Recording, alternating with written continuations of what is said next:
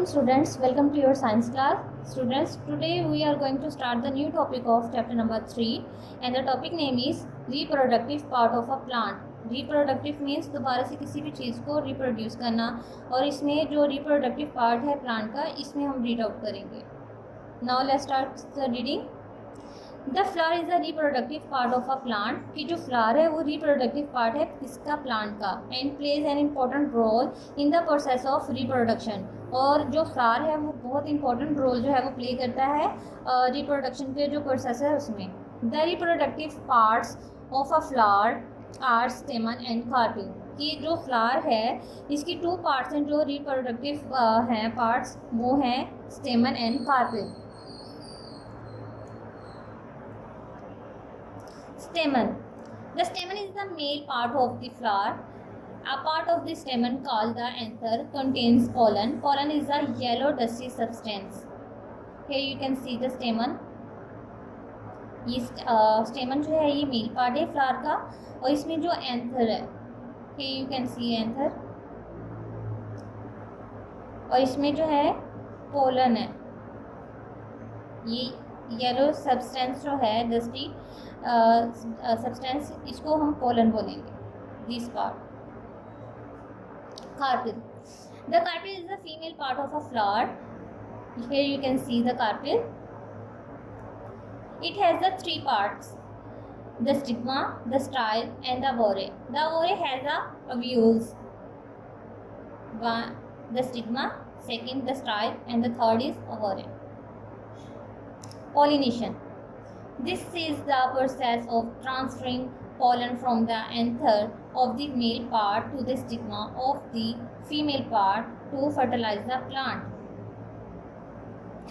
कि प्लांट को फर्टिलाइज करने के लिए इसके जो मेल पार्ट होता है, मेल पार्ट की एंथर में से हम पोलन जो है वो फीमेल पार्ट के स्टिग्मा में जब लेके जाएंगे पोलन तो उसको हम पॉलिनेशन बोलते हैं. पॉलिनेशन की टू टाइप्स हैं, self pollination and cross pollination.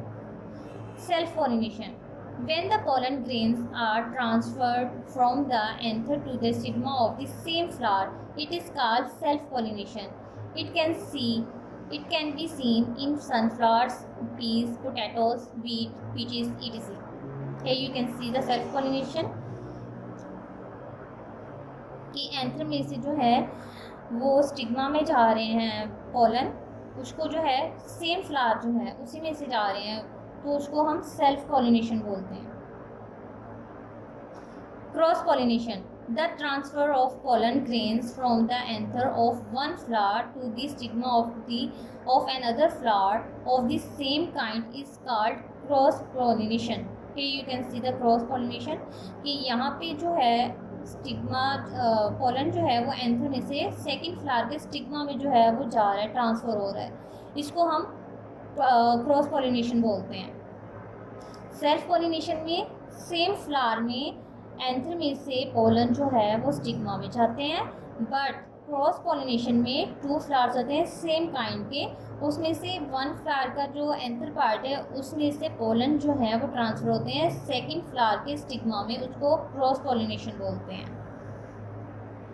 The bright colours and wonderful smells of flowers attract birds, insects and the other animals to help with the pollination process.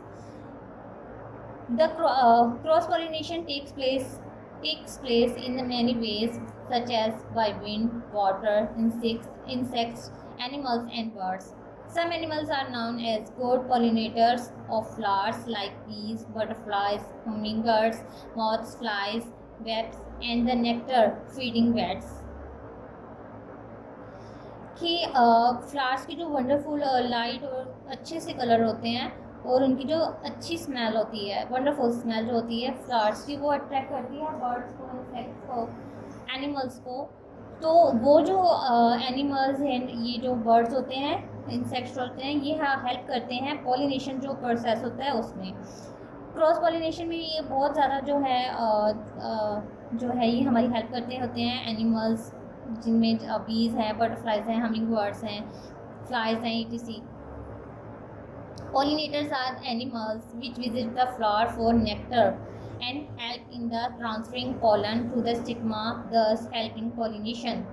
कि pollinators उन animals को कहते हैं जो कि एक फ्लावर का जो पोलन जो होते हैं वो ट्रांसफ़र करते होते हैं एक फ्लावर से दूसरे फ्लावर की तरफ, उसको जो क्रॉस पॉलिनेशन बोलते हैं। और क्रॉस पॉलिनेशन में जो हमारी हेल्प करते हैं एनिमल्स, बर्ड्स, उनको हम पॉलिनेटर्स जो हैं वो बुलाते हैं। स्टूडेंट्स, ये थी हमारी आज की रीडिंग।